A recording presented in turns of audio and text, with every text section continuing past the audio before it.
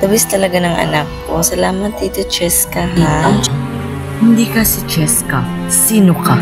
Tita, siya ang anak ko, si Cheska. Geraldine, hindi siya si Cheska. Nabasa ko si Cheska. Basa ng mga libro tungkol sa multo, ha? Katawan ni Cheska, di ba naranasan mo ng mabuhay? Krisan, hindi ako aalis sa katawang to. Akin ang katawang to. Nahimik na ako sa buhay ko ito. Kaya, huwag kang makialam sa buhay ko. Frenny, ano bang dapat nating gawin para mapakaalis na si Crisel sa katawan ni Cheska? Naawa ko kay Ma'am Geraldine. Dapat natin mapaalis si Crisel. Frenny, mas masama si Cheska kaysa kay Crisel at nararapat lamang kay Cheska. At naawa din ako kay Ma'am Geraldine. May alam ka bang pupuntahan natin? Dapat nating paalisin si Crisel sa katawan ni Cheska. Naawa ko kay Cheska. Frenny, si Sir Jericho, puntahan natin. Sige, Frenny, punta natin si Sir Jericho mamaya. Salamat, Frenny, tinulungan mo ako. Sige, mauna na ako sa'yo. Maghanda ka, Frenny. Ihanda niyo inyong mga sarili sabagkat magpapatungo na tayo doon sa hinahanap niyong Griselda sa katawan ni Cheska.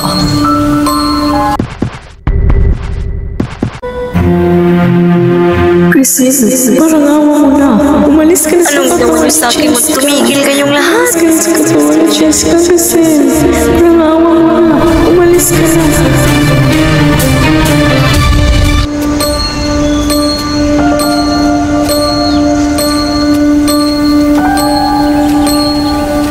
Nandito na siya. Naramdaman ko ng kaluluwa niya. Crisel, bakit ako nandito? Hindi ito ang katawan ko. Paalis niyo ako dito. Crisel, umalis ka na sa katawan ni Cheska. Di ba narasan mo ng mabuhay? Nakaawa ko sa'yo, umalis ka na. Sumuko ka na, Crisel. Mas malakas si Sir Jericho mo. Naghanap talaga kayo ng kakampi. Pwes, may paglaban ako sa Sir Jericho niyo. Hindi pwedeng mamatay ng isang kandila. At kapag mangyari yun, may makapasok na espiritu.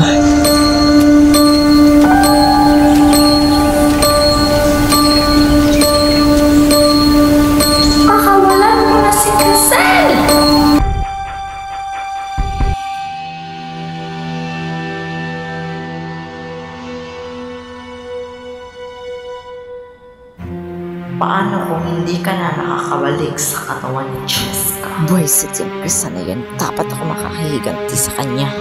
May plano akong gagawin sa kanya. Babae ka. Nainggit siya sa'yo kasi may katawan ka. Dahil hindi ko siya mapapatawad sa ginawa niya sa akin. Kaya humanda ka sa mga plano mo, Griselda.